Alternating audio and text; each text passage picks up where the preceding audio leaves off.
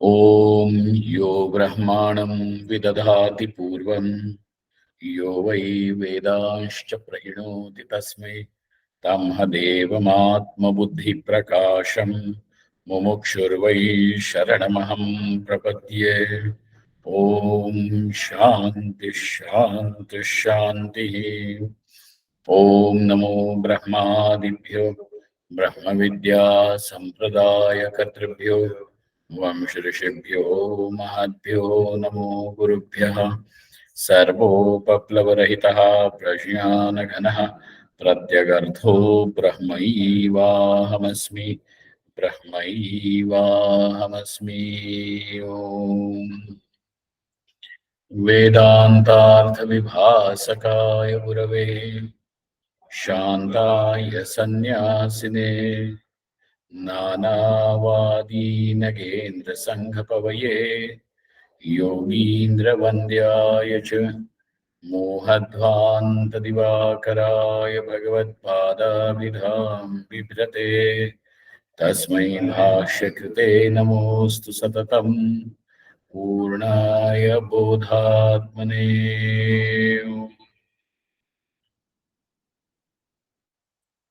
By the very virtue of the definition that the word liberation provides us, we understand liberation, which is one of the four Purusharthas, in fact, the real and the ultimate Purushartha. By the word Purushartha, we mean that what is sought by a person. And it is global, it is universal. Any person can be seeking. It is not something that is cultural, it is not something which is geographical, it is not something which is time related, temporal. A person, just by the virtue that it is a human being, a living person, the person will be seeking. And that seeking, the question is, what is he seeking? And what is he really seeking? So he may have various demands and he may be seeking in various directions, various objects. But what is the undercurrent of everything that he is seeking? And the answer is that he is seeking absolute freedom from misery. And therefore, all the Darshankaras, all the schools of philosophy, whether they are Vaidika philosophy, schools of philosophy, or Avaidika philosophy, they have all unanimously agreed upon this definition of liberation, and that is absolute freedom from misery, from dukkha, shoka. So now, with this definition, and for your information, all the schools of philosophy, except for the Charvakas, everybody accepts liberation in some form of the other, whether it is the Buddhists or the Jainas, Vaisheshikas or the Nayayikas, Sankhyas or the Yogis, or even the Mimamsakas. Everybody accepts liberation as a legitimate goal of life. Now, when we say, so there is no question whether the person is secular or religious, he is definitely seeking freedom from dukkha. Now, it is just not seeking freedom from dukkha, but when a person comes to understand that whatever he is seeking in terms of objects or a position or pleasures, ultimately somewhere or the other turns sour, and therefore what he now wants is total freedom, absolute freedom, unconditional freedom from misery. So here Vedanta says, how is this moksha, that what is called as moksha, liberation, sought? And so we here in Vedanta, we accept the bondage is because of ignorance, not knowing that this Atma, the self, is already free. Ananta is infinite. And because of not knowing, one assumes himself to be a limited person. And that sense of limitation now expresses as I am the karta, I am the doer, I am the experiencer. Thus, now this experiencer, this doer, is going to do something. He is going, and why is he doing? He is doing because he is seeking something to be experienced, whether it is in the secular world of objects or whether he is seeking something extraordinary and that he may call a spiritual experience. But he still continues to seek. And so, therefore, the basic seeking is because he has not known that he has already sought what he is seeking. And therefore, not knowing, which means ignorance, is the cause of misery. We generally do not appreciate that ignorance is the cause of misery. We would say, I am unhappy because of a particular reason, maybe because of my health, maybe because of a relative, maybe because of a neighbor, maybe because of my job, maybe because of my wife or children, and so on and so forth. There could be number of reasons because of which you could say, I am unhappy. Rarely does a person come to understand, and even coming to this understanding is indeed a great blessing. So what is it that is the true cause of grief, of unhappiness, of sorrow, of misery? And that is, now we say, is ignorance. Thus, once when you have reached this conclusion, then obviously you are going to seek that which is going to give you freedom from ignorance. And so, what is it that is going to set you free? Obviously, knowledge. And therefore, Bhagavan Shri Krishna, in the fifth chapter, in the 16th verse of the fifth chapter, says, Jnanena tu tadashyanam yesham ashitamatmanaham. Now, over here, for those whose ignorance is destroyed through knowledge. So the bondage is destroyed through knowledge. Jnanena. So a little bit of grammar, and that is also quite interesting because when you have to understand a sentence, you will understand the sentence only with reference to the grammar of it. So jnanena. Jnanena is an instrumental case. That instrumental case means through knowledge. By knowledge. Both the translations are correct. Through knowledge that the ignorance is destroyed. Furthermore, in 37th verse of the 5th chapter, Bhagavan says, Yathaidhamsi samidhognir bhasmasat kurute arjuna jnanagni sarvakarmani bhasmasat kurute tatha. Just as the fire burns down the fuel, it could be in form of paper or some, wood or something, but it burns it down. And so that what gets burned down doesn't retain its own form any longer. It's destroyed. So if it was a log of wood, it is destroyed. So thus, similarly, so Shri Krishna Bhagavan draws a simile.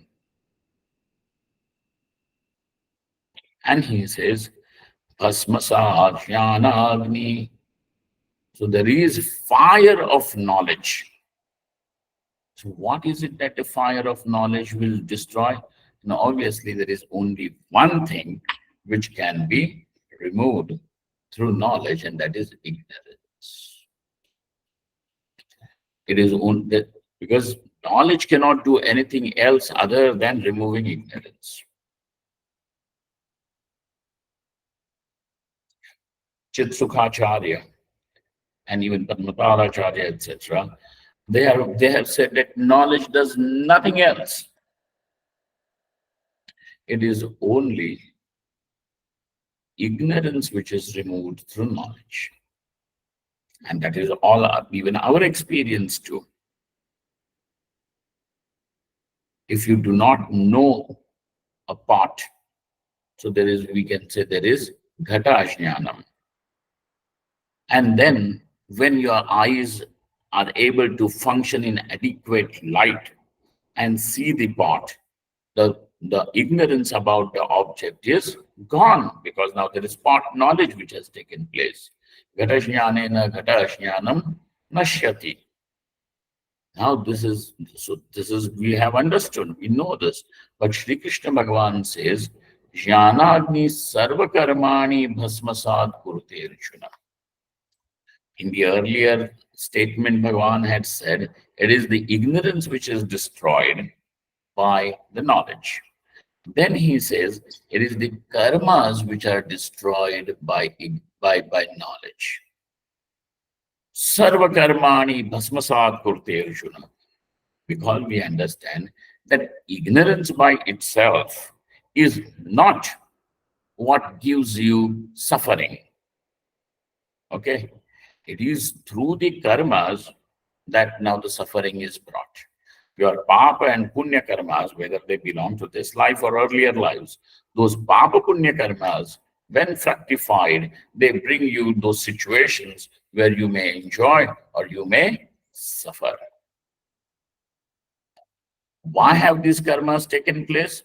Because obviously you have considered yourself to be the karta bhokta, the doer and the experiencer.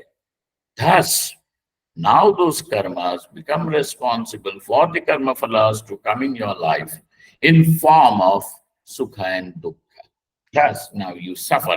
Even the enjoyment is also kind of suffering, because Patanjali Yoga Sutra, Bhagavan Patanjali says it very clearly. Sarvam dukkhameva hi vivekinaha. For a viveki, that what is considered to be paradise by a fool is seen as suffering by the viveki. So viveki is already, he knows that, you are able to save yourself when you know that this is dangerous. So thus, dharmani api nashyanti.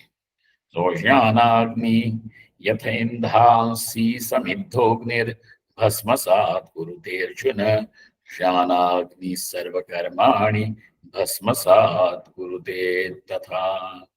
Well, now we are very, very clear that it is knowledge which destroys the ignorance. And therefore, now Bhagavan Bhashyakara Shankaracharya says that knowledge is the direct means of liberation.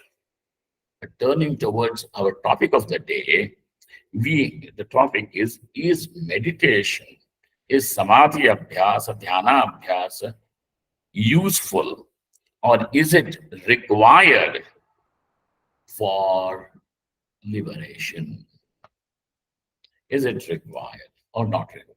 So we are very clear about one thing, and that is that the direct means of liberation is knowledge. Now the question comes, is meditation required? So we have two groups of people who have presented themselves in the span of time, Sri Shankaracharya. And then there is one group which says, no, nothing. Knowledge, you can have the practice of meditation may be helpful, is going, and they're not saying maybe, is required before the knowledge takes place. Pay attention to this. Before the knowledge takes place. But practice of meditation after the knowledge takes place is unrequired, is not required. Is redundant exercise. But then we have somebody like Vidyaranya Swami who brings in copious material from Yoga Vasishta and also from the Upanishads to say that yes, meditation is required. Meditation is required. So now we are going to see that even the definition of meditation, its requirement and its practice. So if we are able to cover these few points this evening, I think we will be able to do justice to the topic, though there are many more topics which, subtopics which are there for this. Yet, broadly, even if we are able to understand, at least we will be clear about our concepts of spiritual sadhana that we have to do. Adhyatmic sadhana that we have to do. So now there is no controversy as whether knowledge is the direct means or not. Yes, knowledge is the direct means of liberation. Now, those who have studied Vedanta elsewhere before and seen some of the Prakarana Granthas, etc., or because these topics are scattered all over in the Upanishads, but if you look at any Prakarana Grantha, it becomes very easy since that is brought under one umbrella and presented to you. So, in the Shad Sampatti, for an adhikari, for a qualified student of Vedanta, it is said that this person's mind should be endowed with, it should be a mind which is already a meditative mind. Remember this. Shama, Dama, Uparati, Titiksha, Shraddha, and Samadhana. That Samadhana word allows you to understand that now the person who is seeking knowledge, has already a meditative disposition, which means when he is going to employ his mind in Shravana, Manana, and Nididhyasanam, now that mind is not a vagabond mind, a wandering mind. It is not going to stray away from Brahmachintanam. Because even to do the Brahmachintanam, you will, Shravana Manana also, you require a certain amount of dhairyam. Dhirastatra namohyati. Dhira means the one who has fortitude, courage. Otherwise, a person now who comes to this to do the Shravanam is soon going to feel tired, because morning till evening, Swamiji, only Brahma, Brahma, Brahma, Brahma, Brahma you are doing. Now this person then says, what Brahma? Tell us something else. Some story of a king and queen and princess and all that, at least. That's why the Brahmajnana is capsuled in stories over there in Puranas. Why is it made like this? So that it can become, it is made palatable even to those now who do not have that kind of tenacity and capacity to keep themselves in Brahmachintanam. Okay, so that's why we have that massive literature of the Puranas. Bhagwan Vedavyasa has created compassionately for all of us. So do not underestimate even the Puranas saying that, oh, we don't listen to it. No. It is also Upabrahanam, elaboration of the Vedas, of this knowledge of Dharma and Brahma. So it is good. So now we understand that a person needs to keep his mind. He needs to have a mind which is calm. He needs to have a mind which is not distracted. He needs to have a mind which is pure. not contaminated by any ambition, not contaminated by any desire, because anything of that sort is going to distort your understanding.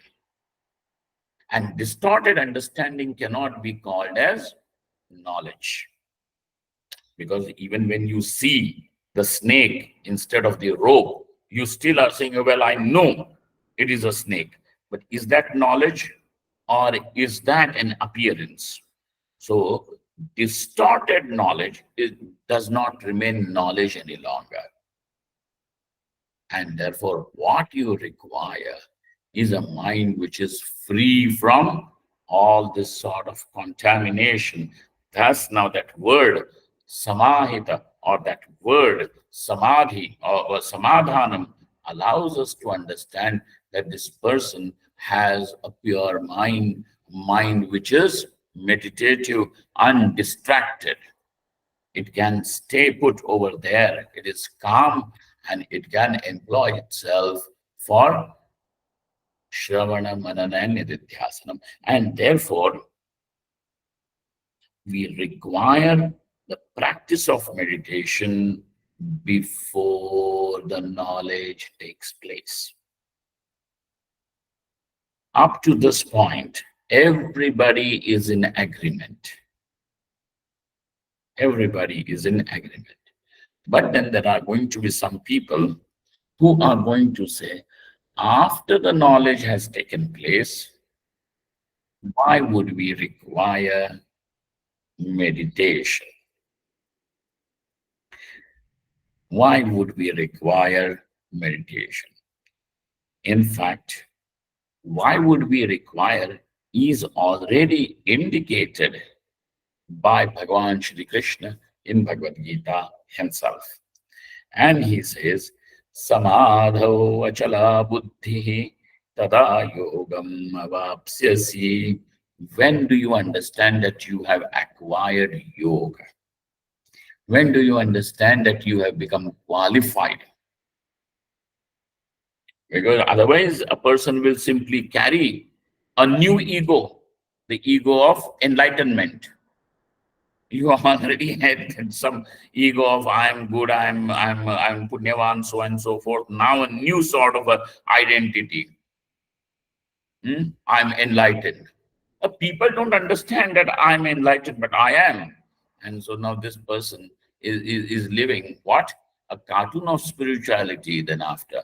So therefore, samadho achala buddhi yog tada yogam avapsyasi 2.53, second 53rd verse of the second chapter. When do you understand that you have acquired yoga? Because it is he who has really acquired this yoga, the samadhi, now becomes capable of knowledge. This is there. So he says, it is only when your mind is able to stay absorbed in the self, mind you, this is we are talking about it even before knowledge. So even before the knowledge, one should be able to have the state of absorption. And the state of absorption is not, I had it once on 31st January 1952, and my day of enlightenment, and then no. This has to be stated. This has to become, this meditation has to become disposition of a person. So here he says, Samadho achala buddhi tada yogam avapsyasi yada hinendriyartheshu na karma svanusachyate sarva sankalpa sannyasi yoga rudhastadochyate. Yoga rudha in the fourth verse of the sixth chapter, arudha. This word allows us to understand like mounting a horse.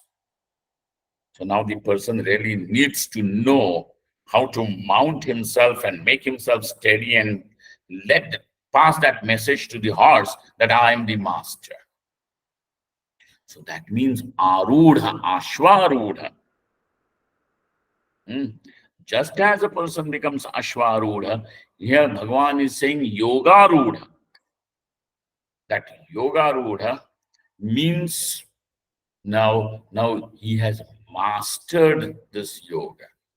It was not a stray experience of some samadhi. It was not a stray experience of samadhi.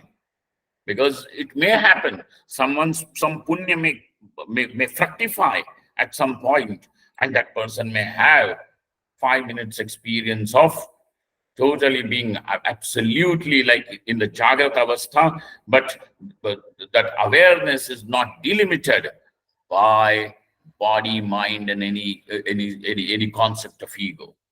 There he is going to see himself that I am Asanga Purushaha. That may happen, but that stray experience, which may come due to a blessing of a saint or because of some punya karma that has fructified. But we are not talking of stray, isolated experience. We are talking about it as something that is mastered. And mastered means that the person is able to go in the state of absorption without any difficulty. Without any, so that is what is mastery. Otherwise, what else is called as mastery? When do you say that you have mastered driving? Oh, I know, we have to press brake with the brake when we see people on the road and things like that. And then you see one schoolboy or someone, brake, and then he has to search. I know how I have to press brake, but where is the brake? Now, if this is what is the state of your knowledge, it is not called as mastery. When it becomes spontaneous, then only will it be called as mastery. Similarly, over here, yoga rudha stadochyate. When a person is called as yoga rudha, when he is able to move into the state of samadhi without any difficulty, effortlessly. Otherwise, you're burning incense sticks and candles and everything is made. You have adjusted the AC to the temperature that you want. And finally, meditation is difficult. No. And therefore, Shri Krishna Bhagavan himself over here says, Yadahin. So what is the prerequisite for this kind of disposition is Yadana Indriyartheshu Akarmasvanusajyate. It is when a person no longer is allured by the Indriyarthas. Indriyarthas means Shabda, Sparsha, Rupa, Rasa, and Gandha. These are the only 5 Vishayas that we have.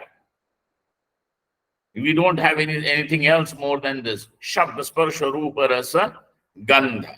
This is it. Only 5. So this ice cream and that ice cream, ultimately, what is it? It is only tantalizing your, the sensory cells on the tongue. That's all. What else is happening?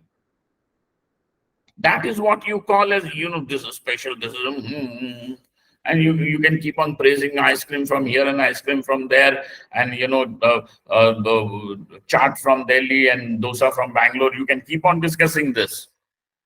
But ultimately, in your analysis, what is it? Just some sensory cells on your tongue are getting fired. That's it. They are firing the electrochemical impulses. और हो क्या रहा है? Shabda Sparsha Rupa Rasa Gandha. That is what you call. And then this is what is great allurement. So Bhagavan says, Yada na indriyartheshu. These are the only indriyarthas. Artha means the objects. objects of the Indriyas. Karmendriyas, Jnanendriyas. Na Indriyartheshu, na karmasu anushajyate. The person is no longer attached, allured by these objects or even by the karma. Okay? Sarva sankalpa sannyasi yoga kudhastadochyate. And so he is free from all the sankalpas also, because sankalpa is the mother of all desires. Kamam janami he kama janami te moolam sankalpat kila jayase. Over there is one monkey Gita, not English monkey, okay? There was one Brahmin, his name was Monkey, not English one, Sanskrit. And so this Brahmin, it is one monkey Gita, is one Gita from Mahabharata. So now this Bhikshu, he sings a song and he says, I know, O mind, that from you are very, what do they call it, devious, sinister.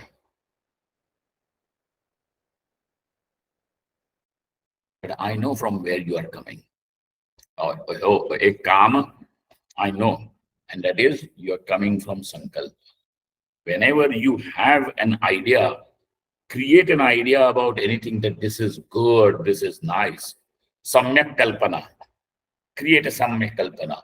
Oh, this is nice. Now what will happen after that nice is, I want it. Sankalpat kila jayase. And therefore sarva sankalpa sannyasi yoga rudhastadochyate. Now he has mastered. So now for him, that state of samadhi is not something exotic. For him, it has become his nature. Now such a person, dhyan dena iske upar. Now such a person who is called as yoga rudha, Bhagavan Shri Krishna says, yoga rudhasya tasyaiva shamah karanamuchyate. Now for him is now the path of knowledge. We may carry this abhimana, we are doing some intellectual thing, but that knowledge which is going to liberate is way beyond, and it comes only to those who are endowed with this yoga alone are able to reach it.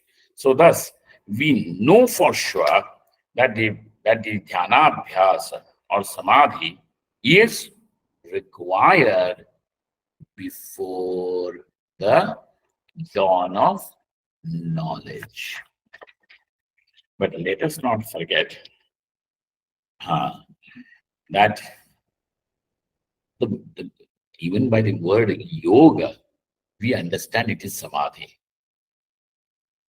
Because in Vyasabhashyam of the Yoga Sutras, Bhagavan Vedavyasa makes it very clear. Now this word yoga over here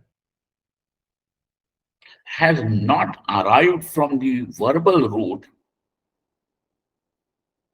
yujir yoge. Yujir means to yoke, to join, to put together, to unite. The verbal root over there, when it comes to the word yoga of the Yoga Sutras, elsewhere it can mean to join, etc. But over there particularly, it is not to mean to join, to unite, to put together. The word yoga has come from yuja samadho, from that state of mind of absorption, mental state of absorption. If this is clear, now Bhagavan over here says, or in the 25th verse of the 6th chapter, Atma samstham manakritva na kinchidapi chintayer. Now, once when this you have reached this state, and now this is true in for a person, just not for a yogi, but now this is applicable for that yogi who has acquired the knowledge through the Upanishad. Pay attention to this.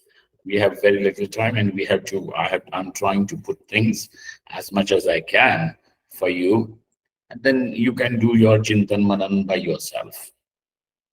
Contemplation. Now the person who has acquired this knowledge from the Guru Mukha, from the Shruti, that Atma is Brahman, now, and his mind is able to stay in the self, that this is what is the nature of the self. Now, for such a person, now Bhagavan Shri Krishna says, Atma samstham manakritva na kinchidapi chintayen. When the mind has assumed this Atmakara vritti, Brahmakara vritti, now let that mind get dissolved over there in the self and not assume any anatmakara. Let it not take the form of any anatma padartha. Nakinchidapi chintayed. Why is this said? And that is because now that prajna which is born, the knowledge which has taken place, needs to become steadfast. And therefore we have the word sthita prajna. We have the word sthita prajna, which means a person whose prajna, that knowledge, has become steady. It doesn't dwindle. It doesn't roll. So that means even after the knowledge is acquired, even after the knowledge takes place, there is a possibility that the knowledge still remains adridha. Adridha means that is a negative particle added to the word dridha. Dridha means well-rooted, strong. Dridha, strong. Adridha means, though it is knowledge, no doubt, now there is prajna, that Guru Prasada has taken place. So now this person is able to appreciate that this Atma is Brahman, and the duality which is seen is only an appearance. When he has it, yet that knowledge, that prajna, has not become steady. Now, if that prajna has not become steady, the topic of sthita prajna would become redundant if the knowledge has taken place and nothing else is required. That itself is indicative and suggestive that one needs to make that knowledge steady. Now, that steadiness also means that there is no samshaya and viparya arising in it. And therefore now, Vidyaranya Swami, in his wonderful text, Jivan Mukti Vivek, which is consisting of 5 prakranas, he says that itself is a prakrana grantha, but in 5 different topics are compiled together. So Vidyaranya Swami over there, he says that yes, Samadhi Abhyasa is required. Knowledge, of course, that scholarship, that, even to understand the word, and for that word to become, to deliver its meaning, you need that amount of scholarship and understanding, which is true. Yes, it is required. So therefore, Vidvatta is definitely required. There is no argument about it.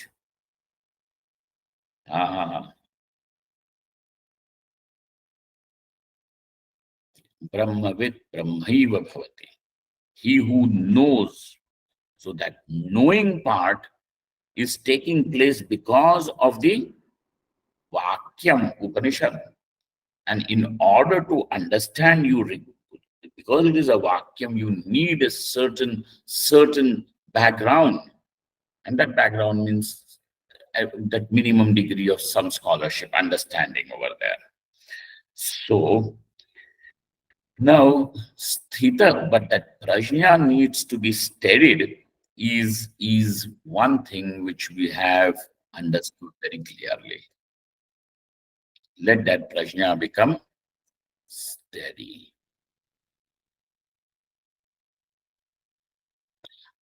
How will that prajna, that knowledge, be steadied if there is going to be a continuous stream of contradictory experience? That knowledge is not going to be steady. Though you have the knowledge, but at the same time, some viparyaya keeps coming again and again, that knowledge is not going to become steady. And therefore comes into the picture the Samadhi Abhyasa, Dhyana Abhyasa. What happens over here? That all the anatmakara vritti is given up, and atmakara vritti is kept, and even at the end, even this vritti also dissolves. Vritti means the thought, okay, cognition. That also dissolves. And then what arises is the state of sthita prajna. Therefore, even after that, we will require.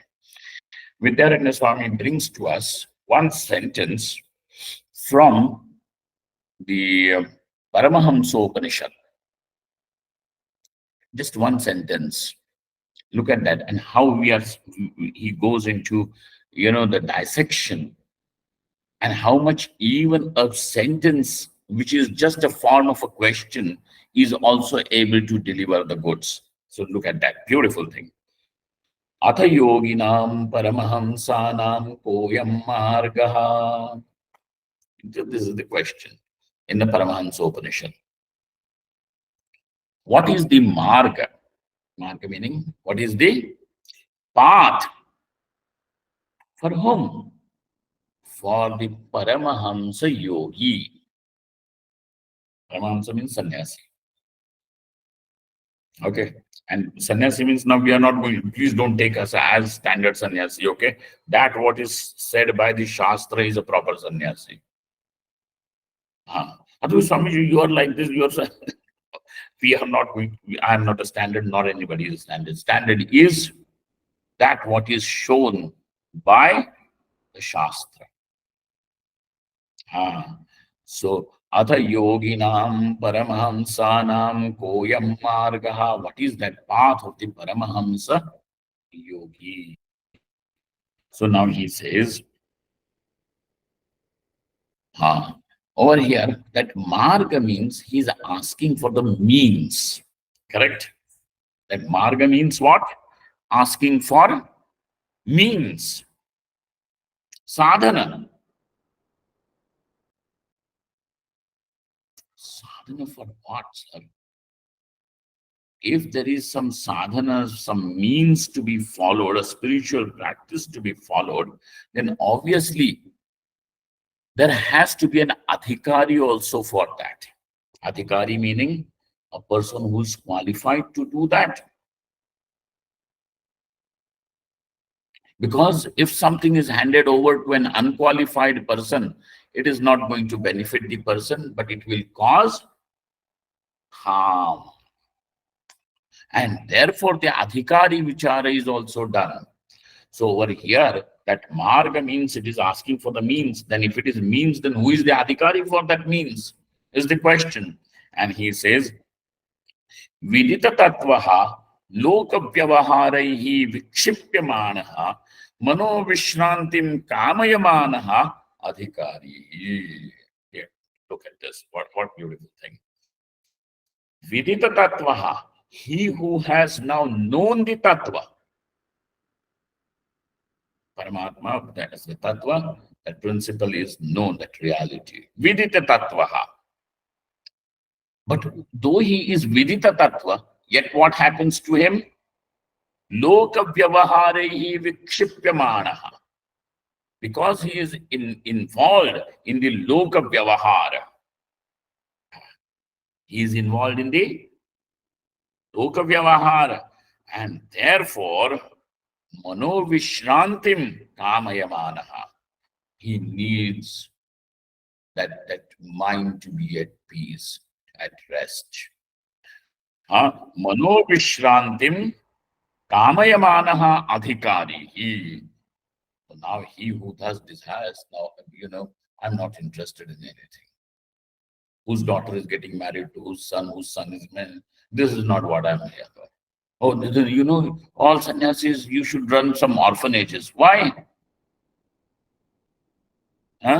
Which means that you keep on creating some illegitimate children and refuse to take the responsibility for the babies, for the children, and then some sannyasi is to be put over there. He who is not interested in marrying and having children, then he make him a baby sitter. This is what it is. What he is saying. So therefore, with Mano Vishrantim Kamayamanaha Adhikarihi. Now, over here, the question could have been Paramahamsanam Koyam Margaha. Or the question could have been Yoginam Koyam Margaha. But he has not put the question like that. Narada is asking the question in Paramahamsa Upanishad. And so the question is Paramahamsanam Yoginam Koyam Margaha. That means that the word yogi has become the Visheshana adjective of Paramahamsa. Now, this person is just not a sannyasi, but he is a yogi. And therefore, now this whole thing is, look at this, how Shruti is packing a great deal in just 2 words over here. So he says, Kevala Yogi. If it was to be just Kevala Yogi, then this topic was not going to be for him. Why? Kevala Yogi, Tatva Jnana Bhavena, Yoga Ishwarya Chamatkareshu Asaktaha, Sanyama Visheshaihi Tatra Udyumte. Because if that was to be just a yogi, then because he does not have that Tatva Jnanam. What Tatva Jnanam means? Atma is Brahman, Anatma Padartha is all Swapnavat. This knowledge is not there. This knowledge has not taken place. He may, this is Shankaracharya is saying like that. But we are, Chamatkar is required. So where is his asakti? In the Yoga Ishwarya and Chamatkar of that. Okay? And so, asaktaha, now he is going to employ himself in those sanyamas by which that Aishwarya, that splendor of yoga, chamatkara, those powers, etc., may manifest in him. Then, Kevala Paramahamsa also. Kevala Paramahamsaha tu Tatva Vivekena Aishwaryadishu Asaratam Buddhva Virachati. Now, if he is a Paramahamsa, proper Paramahamsa, what happens to him? Because now he has that Viveka. And that Viveka allows him to see the Asarata. Asarata meaning juicelessness.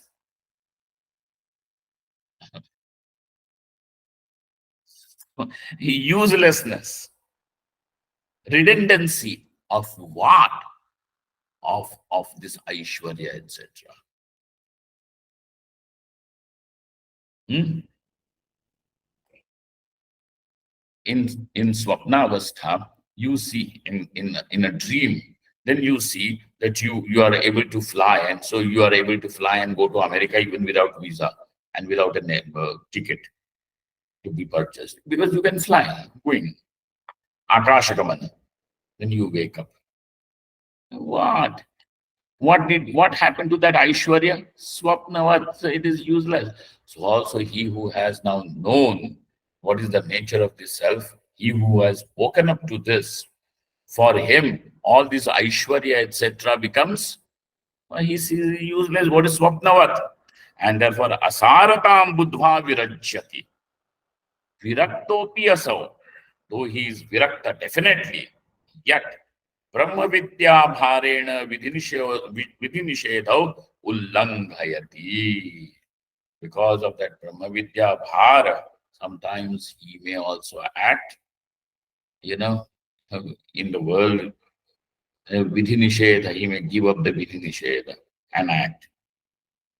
But if, when it is said, Yogini tu Paramahamse Yatha Uktam Doshatvayam Nasti, when it is said he is a yogi, Paramahamsa yogi, now in that case, both these drawbacks are cancelled.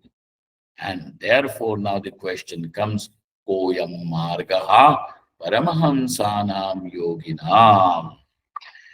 Yoginam Paramahamsanam Koyam Margaha. Now there we go. Therefore, that word yogi associated with Paramahamsa also gives you this clear idea that even after the knowledge has taken place, Samadhi Abhyasa is going to be required. One more reason that he is going to say is another Shruti, Vimuktascha Vimuchyate. Vimuktascha Vimuchyate. To translate this in English, I don't know how. My vocabulary is quite limited. So it says, Vimuktaha. He who is Vimukta becomes Vimukta. He who is liberated becomes liberated. What is this? Huh? So this sounds as if some sort of a vakyam, a sentence, which is what? Now, if I was to tell you, a horse is a horse, does that make any sense to you? So also he who is liberated gets liberated. What is this? So here, because this vakyam is important vakyam and it is a pramana vakyam, so it is not a meaningless vakyam. So this vakyam over here is going to say, he who has freed himself from all the vikaras, from all the kamakrodhadi vikaras, will be liberated. So somebody is going to say, even the seeker in whom the knowledge has not taken place, he has also subdued all these vikaras. Then what is the big point of saying this? The point is, now that person is he has given up the vikaras, or is trying to give up the vikaras, but over here, in this case, that this Paramahamsa yogi, because now his mind no longer is a factory that is manufacturing these vikaras, because that mind is in a state of absorption in samadhi. And therefore, even those vikaras will not come, which need to be given up. And this is the meaning of the prefix vi. Vishesha rupena vimuktaha vimuchyate. And that vimuchyate means he becomes liberated even whilst living. So for that Jivan Mukti, now this is required. So now, in case of Jivan Mukti, what is there? Now, Tatva Jnanam, Samadhi Abhyasa, and Vasana Kshaya, these are the three pillars that are said, the three means which are there for Jivan Mukti, which is said. Mano Naha, Tatva Jnana Manonasha Vasana Kshaya Tat Jivan Muktehe Sadhanam. These are the Jivan Mukti sadhanas. So that what is said as Tatva Jnanam, we understand. Manonasha means over here, not Satyanash of man and all that. What does it mean? Samadhi Abhyasa. When the mind is able to stay in the state of Samadhi, this is called as the Manonasha, means that the mind is now dissolving into its own source. This dissolution of mind is called as Manonasha. So I will give you the definitions, those who can write it down. Otherwise, if this is recorded, you can record it and later on pause and write. Here is the definition. What do you three means? Tatvajnanam, Manonasha, and Vasana Kshaya. Tatvajnanam. Tatvajnanam means what? Idam sarvam atma eva pratiyyamanam. Idam sarvam atma eva. Pratiyyamanam tu ruparsadikam jagan mayamayam. Na tu tad vastuto asti iti nishchayaha tatvajnanam. There is a nishchaya, certainty about the knowledge, not confidence. Confidence, even a fool will have confidence. But we don't need confidence. What we need is certainty. Certainty is also going to give some sort of confidence, but confidence of ignorance is also there. So don't go in, let us not keep confidence as our landmark. Mm-mm.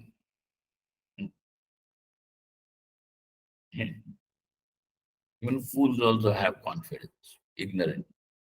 I saw the snake only, proper cobra. And he can say, then he can go into even further discussion that cobra was not ordinary cobra. That cobra was like, Ichhadhari Nag. It spoke to me. The confidence of ignorant can also be there. So we have certainty of the knowledge. And that certainty over here is with regards to just two things, because there are only two things, Atma and Anatma. What is the third thing? There is nothing third. Atma and Anatma, there are only two categories. Then about these two categories, your understanding needs to be clear and firm. One is that this Atma is Atma eva sarvam. This Atma is infinite, and therefore everything, nothing is apart from this Atma, from this I, from the self.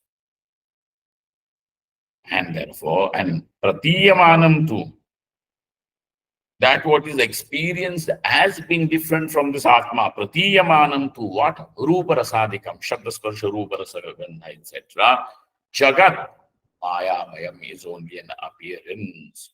Vastuto Nasti iti Nishchayaha Tatvajnanam. This Nishchaya is called as Tatvajnanam. Oh, he has a mastery in philosophy. That is not Tatvajnanam. Or he is able to quote a lot of books. That is not Tatva Jnana. He has a lot of things, kantha, at the tip of his tongue. That is not Tatva Jnana. Tatva Jnana means it is a nishchaya. And nishchaya about just these two things. That's all. This is called as Tatva Jnana. Then what is called as Manonasha or state of absorption? Here we go. Pradeepa Jwala Santanavat Vritti Santana Rupena Parinamamanam Antakarana Dravyam Manaha. So what is the word that we have to see? Mano Nasha. So, though I'm giving you an English translation, and the translation is also like, Bhavartha. Yet, it says, what is this mind? First, let us, whose absorption or whose dissolution we are looking at. What is this mind? So it is some sort of an object. What kind of object is it? It is an object like the Pradeepa Jwala. There is a lamp and that candle or a lamp which has got a flame. Now, if you know that the flame is not one, there is a continuous new flame which is, so it is a stream of flames, and because it is so fast, you don't notice it. So that is Pradeepa Jwala Santanavat. It is a santan, it is a continuous stream of that Jwala, Pradeepa Jwala. Iti Vritti Santana Rupena. Now, what is this mind? That which seems to be a continuous existence due to a santan, from one vritti, from one cognition into another, and therefore it appears like an entity which is continuous. Okay? It looks like a continuous entity. But what is it? What is the continuity of? It is the continuity of cognitions. And so, vritti santana rupena parinamamanam antakarana dravyam manaha tasya nasho nama. What do you mean by its dissolution? Vritti rupa parinamam parityaksha. Because it is anatma padartha, it will continuously undergo transformations. But now when the mind which is getting transformed does not transform into ghatakara vritti, patakara vritti, and vritti rupena parinama is given up, but it transforms. What is the transformation in nature? Niruddhatvakarena, that it no longer creates the vritti, but now this transformation where the mind is no longer creating vrittis, now starts to dissolve. This dissolution is what is meant by the word nash. So now, and so this means Samadhi Abhyasa. And then Nanu Pramaha. Then finally, Vasana Kshaya means giving up of the Vasanas. So which is seen in the 16th chapter of Bhagavad Gita, wherein Bhagavan says that, strive to develop the divine virtues by giving up these demonic qualities. So improve the quality of inner quality of your life, quality of your inner life. And it is not so that people can call you good. Whether people call you or good is irrespective. And let us assume that people are never going to call you good.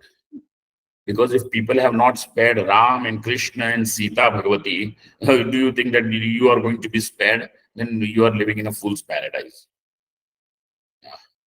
No. So now here we go. Now he brings you one very important thing about that, how this mind needs to be, if it has to do the Samadhi Abhyasa, basically it needs to stay in control. There has to be mastery over the mind. And so he brings in the topic of Manonigraha. Brings in the topic of Manonigraha. So Vasishtha Maharaj, in Yoga Vasishtha, he says, Vasana, because he is Bhagavan Ram's teacher, so he is giving this instruction to Rama. Vasana Kshaya Vishyana Manonasha Mahamate Samakalam Chirabhyasta Bhavanti Phaladainaha. O Rama, all these three, Vasana Kshaya, giving up of Vasanas, which means all this. Now you know that will be a different topic. Vasana Kshaya. Then Tatva Jnanam, Shravana Manana Nididhyasanam, Tatva Jnanam, and a state of practice of meditation. All these three, when are practiced for long, long time, then what happens? Then it becomes fruitful. Oh, Swamiji, I tried it for last 7 days, nothing happened. Samakalam Chirabhyasta. So there are two things to be known. One is Chirabhyasa. Oh, Swamiji, please, no, no, no, no, we want to do it. Is not there any crash course? Why? After that crash course, what will you do? Watch a Netflix film? You want to finish it fast? What? No. So Samakalam, and all the three have to be in the same period of time. Not that, first I will practice this 6 months, I will practice only Vasana Kshaya, then I will practice only Tatva Jnana, and then I will practice only meditation. No.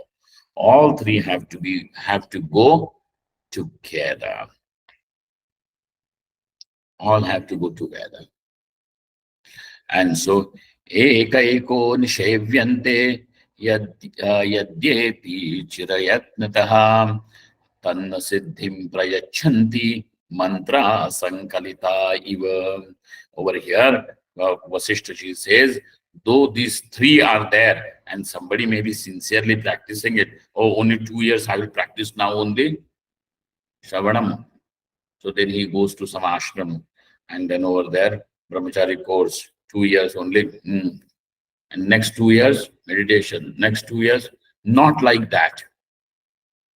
Though the person may do it like this, but it will, and he is doing it sincerely, but it will not bring him that result which is Jivan Mukti. Why?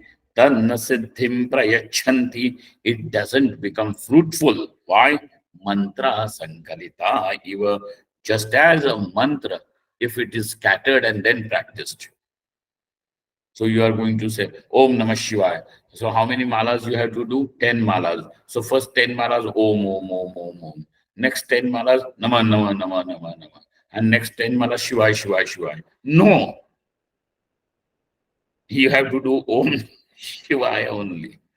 All 10 malas. Okay? So even if you do 30 malas like that, it is not going to be mantra sankalita, it will not work. Tribhiretai chirabhyastaihi hridaya granthayo dradhaha nishankameva trutyanti bisachedat gunaiva. Over here, then Vasishtaji says, now when all these three chirabhyastaihi, when by a person, when it is chirabhyas, chira means long time, and so he who has practiced it for long time, all the three, then what happens? Hridaya granthaya, various complications, complexes, hridaya granthis. What will happen to these hridaya granthis? Though they are dridha, very strong hridaya granthi. Now also, I am good, I am bad, I am punyavan, I am papi, I am beautiful, I am man, I am woman, so on and so forth, that we are carrying various complexes. All these complexes continue. And that is the center from where all your actions are coming. Actions and reactions and responses are coming. So that center itself is all, into the complexes. Nothing is clear. So over there, these Hridaya Granthis become, though they are Dridha, all these Hridaya Granthis will, the knots of the heart will be opened. Complexes will be resolved. Nishankameva trutyanti. They are, all these knots are cut asunder. Nishankam. Without any doubt, they are cut off. Visachedat guna iva, just as if the fibers of the rope are destroyed, the rope also eventually will get destroyed. Like that, all these Hridaya Granthis will get destroyed by these three things put together. Tattva Jnanam, Vasana Kshaya and Manonasha, which means the practice of meditation. Okay, so now we understand that it is indeed very important to bring this aspect of dhyana abhyasa to our spiritual life. Equally important is that we keep a sincere attempt for the study of the Upanishad, Gita, etc., for this moksha granthas, moksha shastra. And third thing is that in our life, pay attention. Are our actions arising from, the ego, deceit, or ambition, or things like that? Pay attention to from where are all our emotions and responses coming. And when you discover that the center from where it is rising is the Asuri Sampat, seek the Lord's feet and replace it with Daivi Sampat, the Daivi, meaning the divine virtues, qualities, and improve that. Thus, with these three, what will definitely happen? Siddhi will take place, and that Siddhi is Jivan Mukti. And therefore, Vimuktascha Vimuchyate now becomes meaningful, meaning he who is a Jivan Mukta now becomes Videha Mukta after the body is, the Prarabdha finishes. And therefore, all these things are important and nothing should be underestimated. What we require is our willingness to infuse our life with these spiritual practices. Sincerity, earnestness is what matters the most. So our sincerity to do this is what will take us with the Tivra speed. And this is what is said by Bhagavan Patanjali. Tivra samveganam asannaha. Now that goal which which seems to be like the proverbial light at the end of the tunnel, very, very far. I don't know, but I know Paramatma is the goal of my life. If this is what you are going to say, I have some. It looks as if very, very far. But he says, Tivra samveganam, those now who have this sincere earnestness, urgency in their spiritual seeking, for them now that goal does not remain distant. It becomes asanna, it becomes close to them. So Paramatma is tad dure tadvantike. Upanishad says this Paramatma at the same time is very, very far away and extremely close. Far away for whom? Far away for those who are who don't want to come out of this ignorance, and those who are seeking Parmeshwara with sincerity, for them Parmeshwara becomes close. Taddure tadvantike tadantarasya sarvasya tadu sarvasyasya bahyataha. This is the Upanishad that says. So I suppose we have covered some little portion of this one prakarana of the Jivan Mukti Viveka, which is Manonasha. And we have about 5 more minutes to go. If there is any question, actually I was supposed to give more time, but we had to, yeah, we had to cover a little bit. So we have done that. So let me say thank you to you, Vasudeva and Vani, once again.